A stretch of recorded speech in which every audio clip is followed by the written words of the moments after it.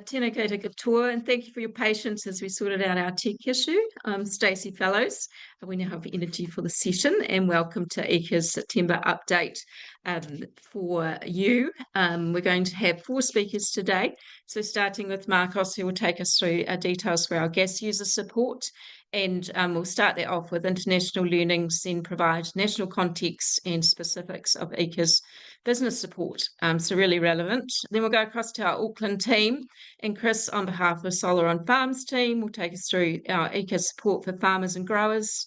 And this is for the uptake of smart solar and battery systems. Then we'll cross to Felicity, who will also take us through good stuff relating to organics, and that is for feedstock, which is essential for the knowledge of things like biofuels and biogas in particular, and how you can encourage your networks to be part of that awesome research stream. And finally, Kate, who's just joined us for leading our commercial partnerships team, and she's going to share EECA's strategic investment approach in terms of offerings, partnerships, and what we've learned so far. Our housekeeping, we are recording this session, and we'd really love for you to put your quick Q&A in all the way along the session so we can get our responses in while you're participating, and anything we can save till the end, we will answer then, or be able to get back to you after the session. So over to Marcos. Thank you. Okay. Thank you, Stacey. And it's, all well like laid plans. I think I like tech issues because I feel like they help keep us humble, keep us grounded. And so it's part of the way we operate. Look, I'm going to talk about a lot of the support we do for gas users and what we're doing on the ground right now for businesses, and I'll talk about the specifics. I thought it would be interesting to share some insights and thoughts at a bit more of a macro level to start with, what we've been seeing across New Zealand, and what we've learned overseas, and then I'll go into the specifics. There's also some really other interesting programs that folks like Felicity and Chris and Kate will talk about later on. So next slide, please. Before going into what EECA is doing right now to help businesses, I thought I'd share some interesting insight from a trip I did recently looking at businesses overseas and how they're responding to their acute gas crisis. The context is very different. This is a graph showing with the Ukraine-Russian war what's happened with their gas imports. But the lessons for us in New Zealand, there are a lot of parallels for us to draw on in the sense of being able to, or requiring a response to a much steeper transition than people expected. So it's in the header, and again, wouldn't be a surprise if you didn't hear about efficiency from EECA, but it was really apparent how the countries that have responded, the businesses and the governments that responded well, were the ones that leaned heavily into grabbing the energy efficiency opportunities, and also those that leaned into using the most with the grid that they had, as well as promoting clean technologies and clean alternatives. And so it was really impressive to see the level of impact that a lot of these countries were able to achieve across Europe. Efficiency and technology in a very short amount of time was able to reduce demand by 6%, and particularly peaky demand. If you think about the challenges we are facing here in energy, that is a huge opportunity. Some really good examples from Belgium and Ireland, where they were doing some really interesting things with their grid flexibility and grid technology.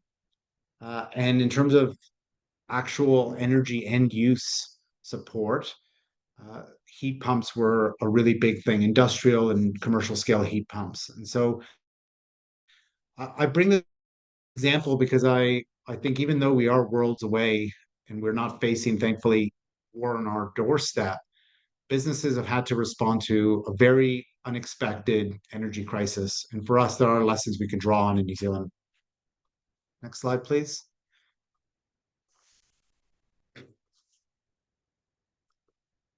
Gas production, and this won't be a surprise to folks on the call, but it is fallen all of the reservoirs and have been re-forecast in much steeper declines. We have a mature, very mature plateau to now steeply declining gas fields. And there is good work underway to look at what we can do to explore and support further production upstream, but that's not going to come online um, for a while, particularly the offshore stuff. So I think if you are holding out for things to go back to normal, or whatever was normal 3 years ago, I would not hold out.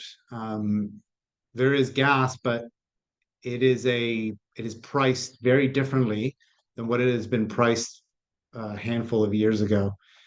And it's interesting, just a reflection. There's a lot of commentary in the energy space. I haven't seen very much commentary about how the upstream oil and gas suppliers have got these forecasts, all of them so wrong at the same time. I think it'd be interesting to understand a little bit better how that happened because it's taken everyone by surprise. Nevertheless, you are on the ground trying to run a business and costs have gone up. And I'm really appreciative of how challenging the current energy environment is for people who are just trying to do good work. And this is why EECA is here. We are here to support and empower energy users like yourselves. So efficiency equals productivity. And the reason we are interested in supporting businesses isn't just, for efficiency. We see this as an important national play to improve productivity. The benefits of efficiency for your business are really big. And that's why we think there are lots of still low-hanging fruit of there to take. And so that's what we're here for, is to try and support your business to be able to save costs and do things more efficiently. I can't magic up more gas for everyone, but I can help businesses, and our teams and the good people on the ground can help you do the best with the energy you have and with your production and resources. Next slide, please. So efficiencies exist in the system. We estimate at a macro level that there is 3 PJ of reduction on the table right now. And that translates to about 10 to 30% of energy costs that you can peg off fairly quickly. I mean, I am oversimplifying it, but it, there are real savings to be had. I've had some really, I think, not very useful conversations with folks in Wellington who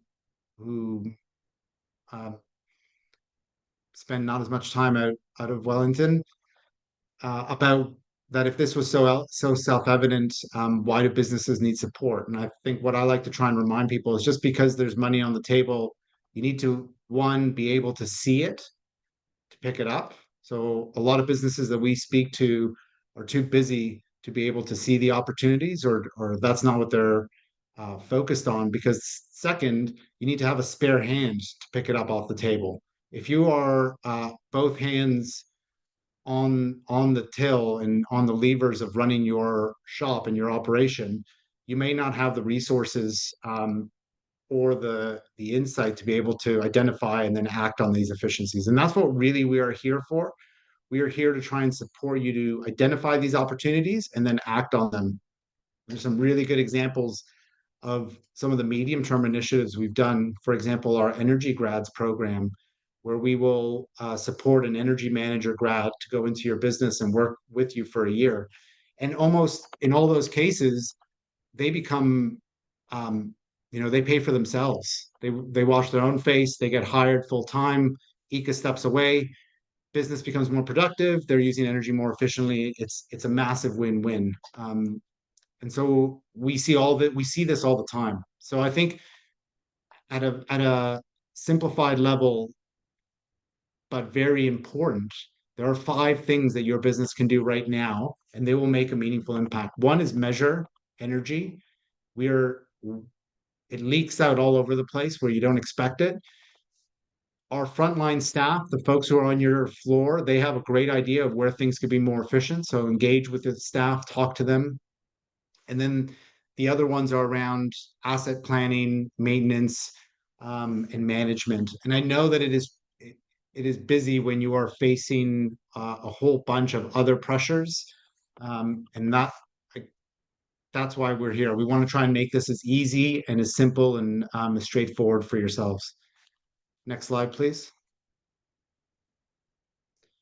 So what are we doing? What is available for you? We basically, I don't think there's any substitute to being able to have boots on the ground, actually supporting and listening to users and businesses and then helping on the ground. And so we have started to run these type of lesson workshops where one, we can just better understand what the challenges are in each of the regions and also provide a whole bunch of case studies, examples, and solutions.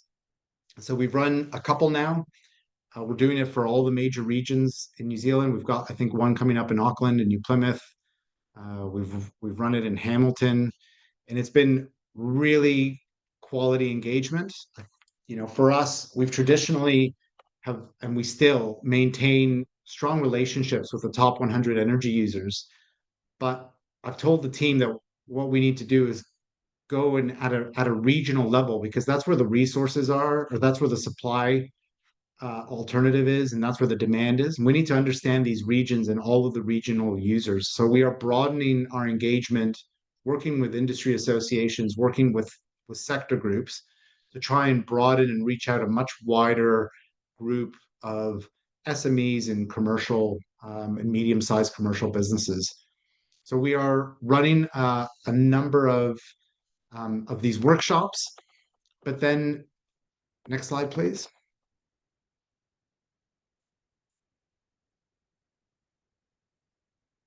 I think getting together to share lessons is useful, but actually having somebody walk through your floor, walk through your business, and offer you just a very quick, very practical, very actionable assessment is something that you can do right now. So we are facing higher prices for energy than we would like. We at EECA are providing a very quick and actionable walkthrough assessment for your businesses. And so this is a site check. It's going to identify at least three energy efficient measures or interventions that you can do right now to save costs. We're putting up 2.5K for each of those. It's not going to fix the whole problem, but it's going to be something that we can provide relief with right now. Then we go into, that's your acute response. What can we do to help with tomorrow? It's the walkthrough assessment. What can we do to help with in the medium term? That's when you go into more of the audits, feasibility studies, and then the planning. How do we make your business energy resilient and lower energy costs? So alongside efficiency, gas efficiency, we're also, doing audits for process heat optimization and energy improvements. But we also are looking at how we can grow the energy pie, thinking about not just electricity and heat pumps, which is an awesome solution that we are big supporters of, but also thinking about biogas, biomass. Those are new that's growing the energy, at least from the demand side, or rather than the large supply. That's growing the size of the pie. So we're advocates for biogas, biomass, electricity, and gas efficiency. Energy efficiency is fuel agnostic, technology agnostic.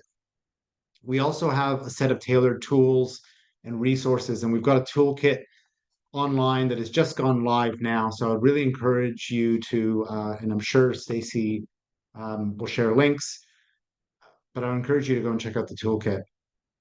Next slide, please.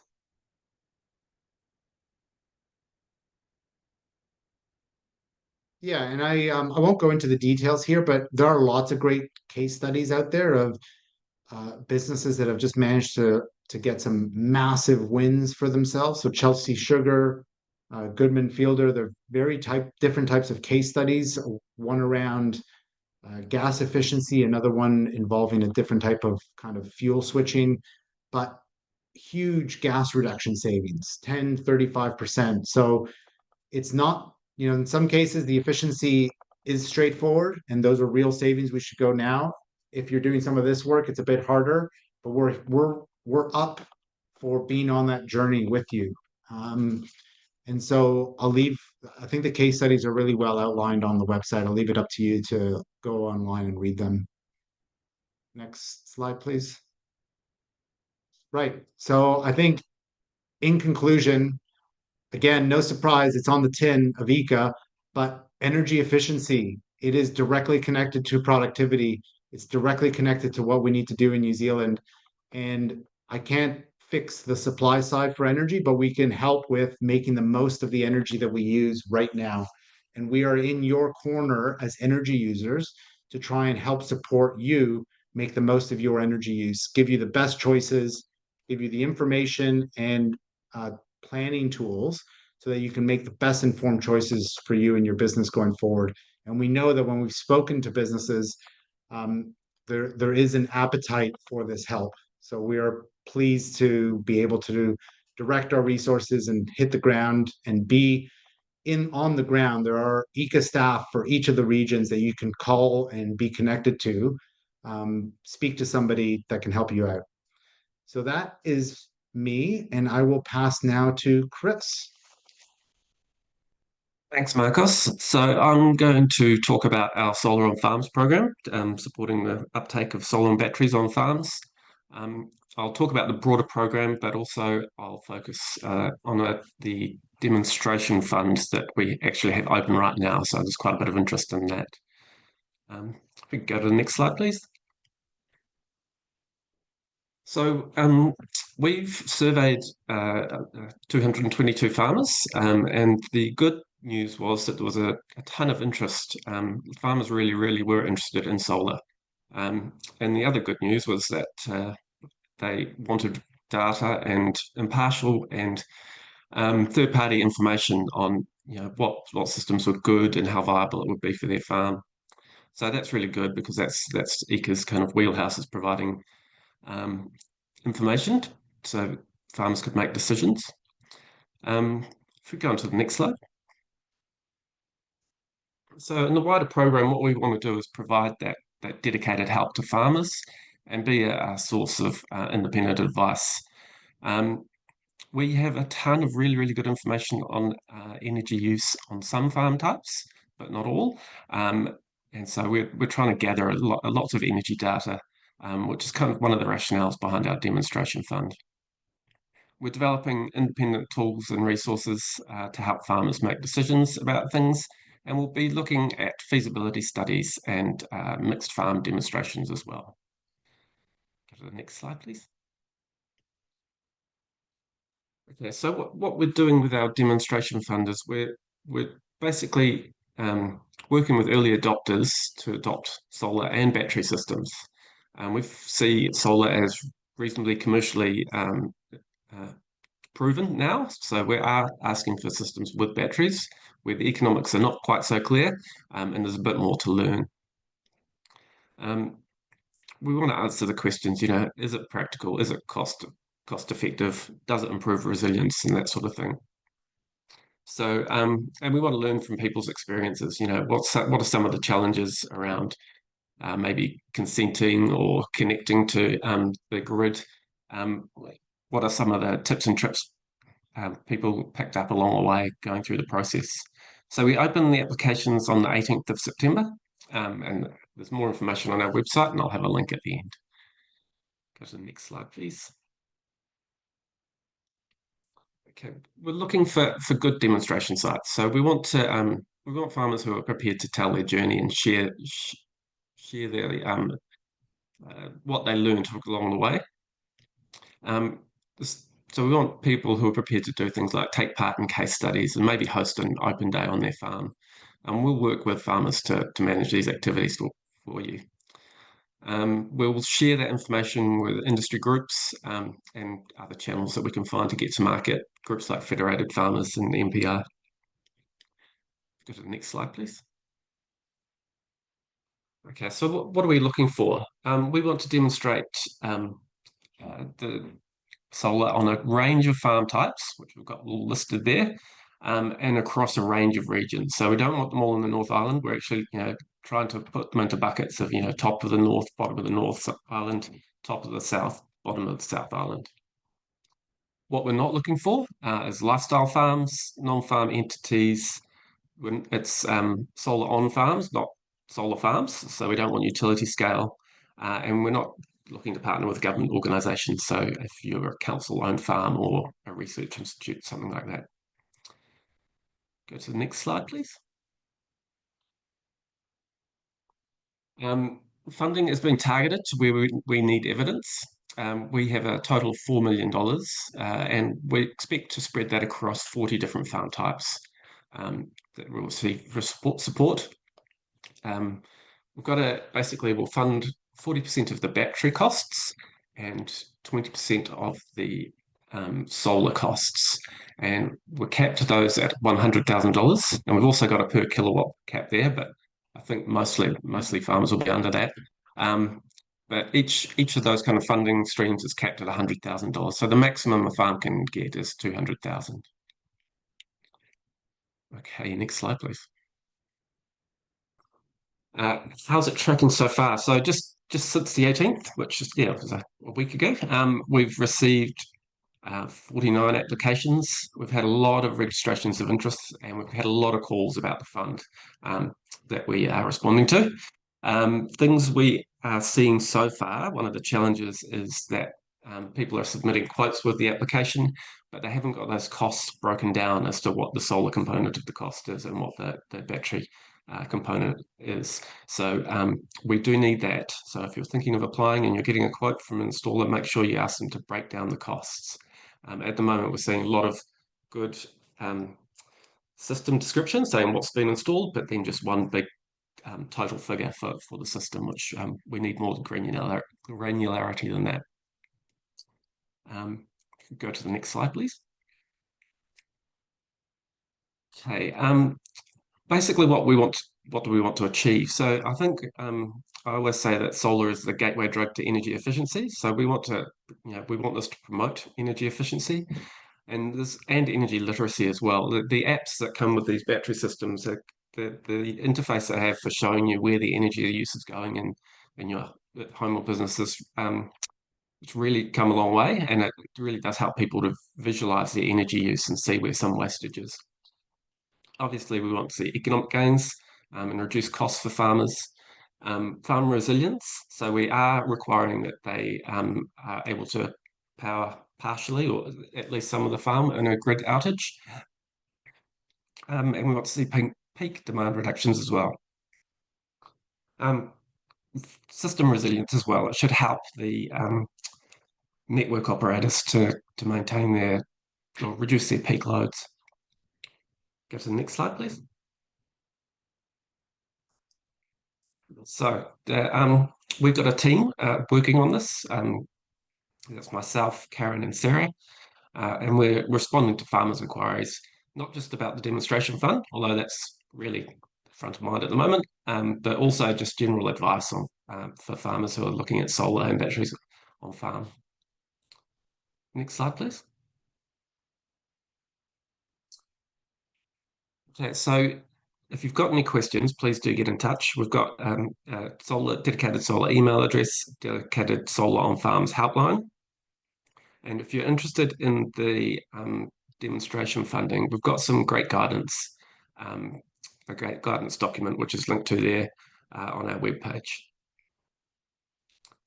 And I think that's me, and my turn is to pass over to Felicity.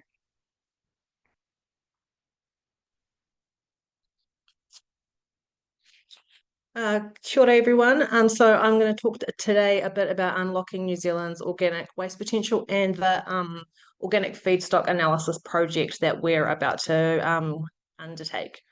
So next slide, please. So this project is about delivering a granular independent assessment of organic waste feedstocks across New Zealand. The scope is deliberately region by region to recognise those local differences in supply, transport costs and energy needs. The analysis will quantify potential energy yields, anaerobic digestion and biomethane are the most immediate opportunities, but the study is also going to consider other renewable energy pathways and kind of remain end-use agnostic. And so by doing that, we avoid locking into one technology or market, and instead we're providing a foundation that supports multiple opportunities and commercially viable renewable fuel and energy solutions. So in short, this is about providing an evidence base the market needs to make investment decisions with confidence. Next slide, please. So why we're doing this, the government's highlighted renewable gas and fuels as critical to energy security and decarbonisation, and this is reflected in the Gas Security Response Group's work and the Second Emissions Reduction Plan. We've also, EECA's engagement has shown a clear gap in that stakeholders lack region-specific feedstock data, and so without this, investors face too much uncertainty to commit capital. There is a lot of urgency around this. As Marcos spoke about earlier, fossil gas reserves are shrinking and there's fewer than 10 years of supply left at current consumption. So our high-level estimates suggest that biogas could deliver up to 23.5 PJs annually, but without a detailed economic assessment, this figure is not actionable. So there's a bit of strategic importance here. Like by closing this information gap, we help unlock private sector investment and have a bit of diversification of the energy supply and accelerate renewable fuel adoption. This project directly supports EECA's Horizon Plan and helps align industry and government on the path forward. Next slide, please. And so we want to turn these insights into real tangible impact. So the project goals are multi-dimensional, going beyond just technical feedstock mapping. So firstly, we're aiming to attract investment by showing clearly where the feedstocks exist and where the energy content is and what business models stack up. Secondly, we're focusing on the pipeline supply, both grid injection and direct industrial offtake, because these pathways are commercially critical. And thirdly, the project has a regional development lens, ensuring councils and iwi have the evidence to plan beyond their boundaries. So finally, we'll address the risks and social license and ensure environmental, community and market factors are properly assessed throughout the project. The work's about practical application, and EECA's intent is to support market-led investment and not prescribe end use. Next slide, please. So our approach is starting with robust data gathering, not just volumes, but seasonality, energy volumes, ownership and existing contracts. We're going to use GIS mapping to connect feedstock sources with transport links and energy infrastructure so that analysis is not just theoretical but logistically grounded. Our stakeholder engagement piece is critical. So without buy-in from councils, businesses and waste owners, those numbers alone are not going to catalyse change. Alongside these opportunities, we're deliberately assessing risks, economic thinness, displacement of composting or commercial resistance so that solutions are practical and durable. Next slide, please.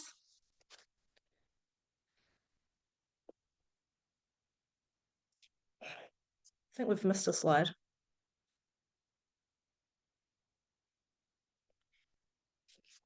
Anyway, so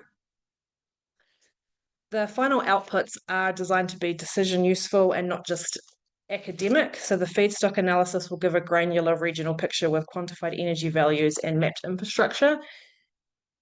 And the end use economics will give investors confidence and show prices, showing cost, price ranges and market opportunities across pathways. And we'll include case studies both from overseas and local pilots to provide evidence about what works in practice and how policy levers like landfill levies can influence uptake. So next slide, please. And finally, like this project's not going to be done in isolation. It requires a lot of active collaboration across multiple stakeholder groups. And so we're going to be utilising external contacts, which we're going to procure through an RFP process where I'm kicking off shortly. And so their technical expertise in feedstock analysis and mapping and modelling is critical to ensure those robust and independent results.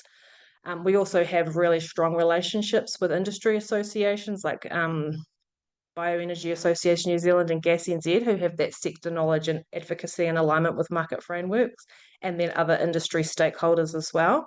So importantly, the project's going to integrate existing data and insights and waste flows bioenergy models into a consolidated evidence base. So we're not just simply starting from scratch. We're going to collect whatever we can along the way. And so we're really, really interested in talking to anybody who wants to get involved, anyone who's got some interesting insights or information, or anyone who's really just interested in biogas and has information around organic feedstocks. Would really like to talk to you. So please get in touch with me. And I'll pass on to Kate. Kia ora koutou. Thank you, Felicity. Next slide, please, Mason. So if you've joined our market updates before, you will have heard Marcos talking about our refreshed work program and strategic approach. And one part of this is the refresh to our targeted investment and support lever to ensure that our funding delivers the best value for money. So we're looking to broaden and expand our finance toolkit in addition to our existing grant co-funding tool. And just to put businesses on the call at ease, grant co-funding will still be available for certain things, for example, early stage tech, feasibility studies, and demonstration funds that have a wider public good, like our solar and farms funds that's just opened. So those existing support options will remain in place. In developing our new investment approach, though, and our new finance offerings, we're going to be looking to work closely with the private sector. And the goal of the new approach is really to unlock private sector investment, reduce existing barriers of access to capital, and support projects in a way that creates long-term sustainable value for businesses and the wider energy system. So in summary, EECA's intent remains the same, to support businesses on the energy transition, but with a broader, more impactful set of financial tools. Next slide, please. So like I said, on the first slide, our goal is to ensure that EECA funding delivers best value for money. There are a couple of ways that we're looking at this and expanding our finance approach to things like concessional loans and other financial instruments.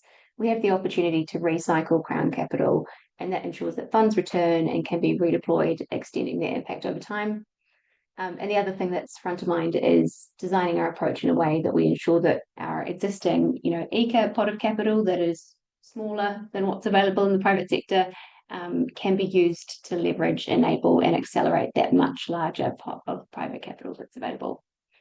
And this evolution ensures that that funding support is market-driven and resilient, increasing the total amount of capital available to energy efficiency and energy transition goals. Next slide, please. So in terms of work to date, you may have seen we put out a green paper in March and consulted widely on the proposed approach. The green paper set out 3 potential funding mechanisms: concessional loans, which are basically loans that have sort of less than standard banking terms, so that might be longer tenor or lower interest or other concessional terms. We had a look at energy savings instruments and loan underwriting. And we collated all of that feedback, and concessional loans received the strongest support as practical and scalable. But many stakeholders also highlighted that no single instrument works in isolation, and that different industries and projects will require blended or potentially sequential approaches. Next slide, please. So to kick this off, we are piloting an energy savings loan, and that consists of a zero interest loan with repayments tied to verified interest savings rather than fixed repayment schedules. And the idea is that this addresses a gap where banks struggle to lend against those future cost savings. The pilot plans to include up to 5 shovel-ready projects across industries. Applications are being assessed by a technical advisory group and undergo financial due diligence. And the pilot is designed to generate insights and provide real-world examples of what could work. Next slide, please. Then, in addition, we're also running currently an RFI on what we've called an energy savings contingent finance initiative. That's a mouthful, and we need to find another term.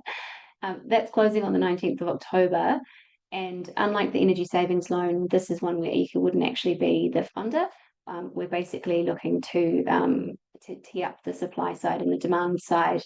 So these kinds of models we've seen overseas, we've seen them in international markets as something that work, and we're trying to test out whether there is a market in New Zealand. Effectively, it works like a company comes in and assesses the project and undertakes all of the work in relation to the project. they have their own financing, and so they actually finance the project upfront. So from a business perspective, there's no upfront capital costs, but also the business doesn't upfront own that asset, and there's generally some kind of as a service or lease payment that's associated with the project. So we're exploring that at the moment. And then next slide. So in terms of next steps, we'll be completing the energy savings loan pilot and assessing the learnings. Like I said, we've got the energy savings contingent finance RFI out until the 19th of October, and then we'll be engaging with respondents. And next up, as a follow-on to our partnership with the Centre for Sustainable Finance, we're now also looking to have some more direct one-to-one engagement with the finance sector and banks and non-bank lenders and investors as well. So sometime in October, we're planning on releasing an RFI targeting the finance sector. And we'd like to hear from all of those finance parties who would like to work with us to co-design our new investment approach. So in summary, EECA is here to provide funding for energy efficiency and energy transition projects. We want to do so in a way that generates best value for money, as well as enabling the biggest impact. And that means a much closer relationship with the private sector and enabling that private sector debt. So as well as that, we will of course be continuing to provide all of our great technical business case and feasibility support that EECA currently provides. So thank you, and I believe we're on to Q&A. Thank you so much, Marcus, Chris, Felicity and Kate, and also our marketing and comms team who prepare this each quarter. So on to questions. We've been able to answer a few along the way, or they're in progress. But yeah, we have a few minutes now, both for online questions, or if you want to raise your hand, we can take questions that way as well. So over to you.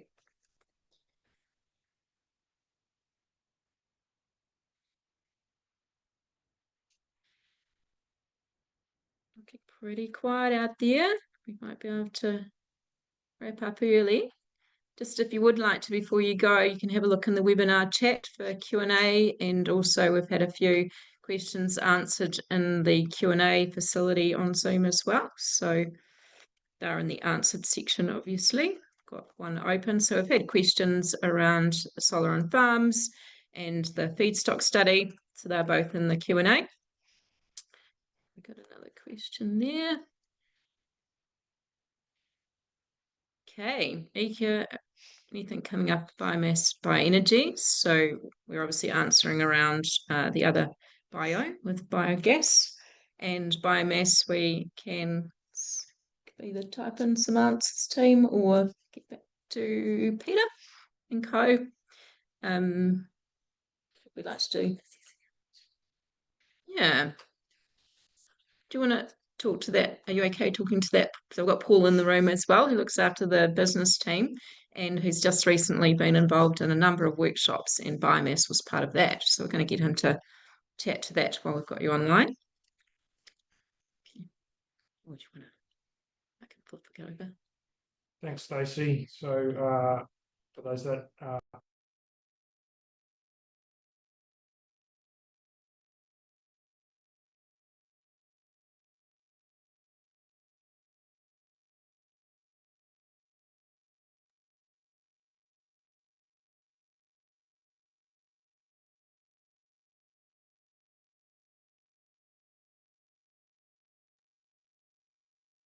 Sorry, Paul, I think you've gone quiet there.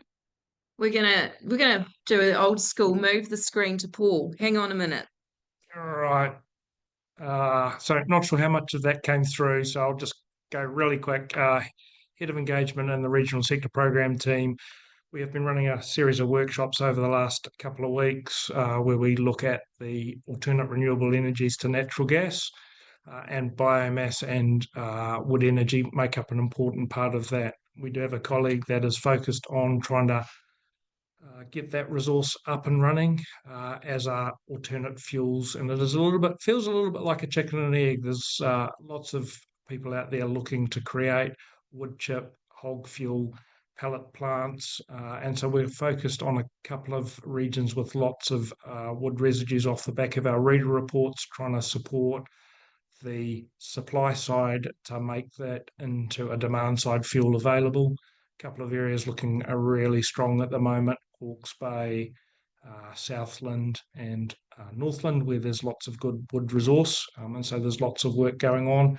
If you've got a specific question on that as an energy fuel for your business, then please do reach out to us at EECA, either through business or directly to myself, and I'll get one of the team to be in touch with you.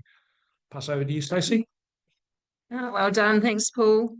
Okay, Brett would like to share a graph with us. Technically, we can give it a whirl, but I'm not sure how. And we've got a follow on. Mason, you might be able to help Brett maybe in the answer. Okay, back to biomass. We've got, yeah, thanks, Mason. So long-term outlook for biomass supply versus now, businesses are nervous about certainty. Are you okay talking to that, Paul? Sure. So, yeah, look, really good question. We've got some great resources on our website through the reader program. And so for each area, we identify the biomass energy resources that are available. Some great graphs in there that show what that resource looks like out, in many cases, to 2040, 2050. Most forests are sustainable in New Zealand, and so those cycles repeat themselves as the harvest and those forests are replanted. It's probably fair to say there are a couple of regions where there's not a great amount of resource. So Auckland, there's not a great amount of forests, and it does become a little bit challenging in the wood chip hog fuel end of the market. But please do go to our website and look at those reader reports specifically down to each region for a little bit of certainty around that.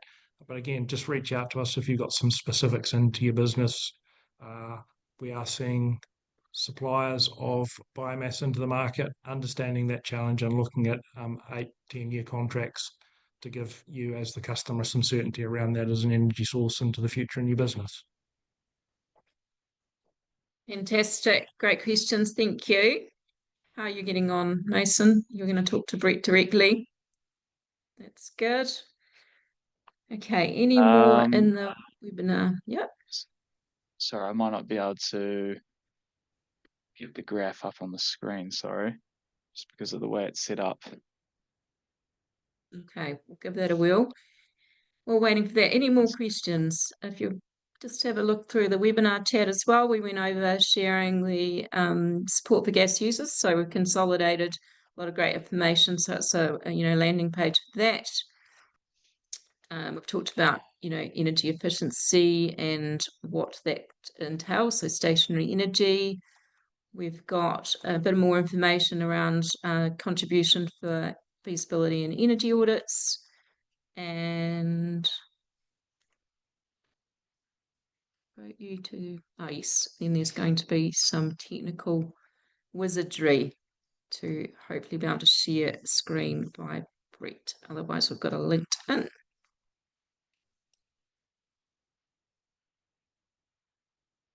Nice. Do you want to have a crack at the LinkedIn if I'm not logged in LinkedIn here. 1 second.